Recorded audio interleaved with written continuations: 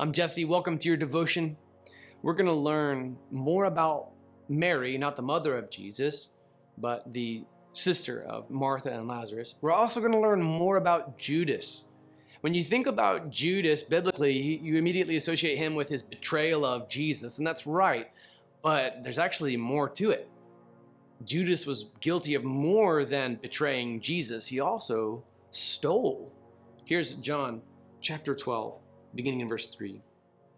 Then Mary took a pound of perfume, pure and expensive nard, anointed Jesus' feet, and wiped his feet with her hair.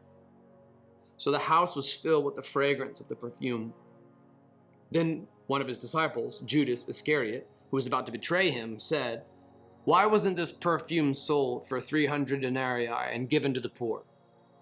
He didn't say this because he cared about the poor, but because he was a thief. He was in charge of the money bag and would steal part of what was put in it. Now, this was virtue signaling on Judas's part.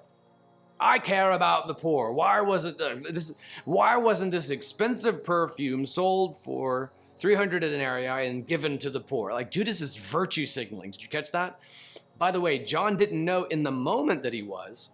They didn't yet realize this at the time. He's writing after the ascension of Jesus. So he now looks back and by the inspiration of the Holy Spirit writes the Gospel of John and knowing exactly how it would all go down. But this is an insight because at the moment it sounded like, wow, Judas really cares about poor people. Like really, he was a thief. Really, he was angry because he wanted a piece of what could have been the profits for what Mary just poured out on the feet of Jesus. By the way, Jesus's feet and the perfume and the hair and what Mary is doing, this is extravagant worship. I think it's beautiful. I mean, she sacrifices much because she's been forgiven much. What she does at the feet of Jesus is humbling herself, exalting him, pouring out what she has, sacrificing herself even from her own hair to just pour out an extravagant gift at the feet of Jesus.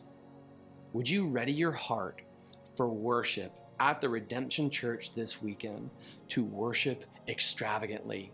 Let Mary inspire all of us to come and pour out our utmost. If you've never given before, give. If you've never worshiped your guts out, worship your guts out in spirit and in truth. There is no gift so extravagant that it's too much to give to Jesus because he gave us his all.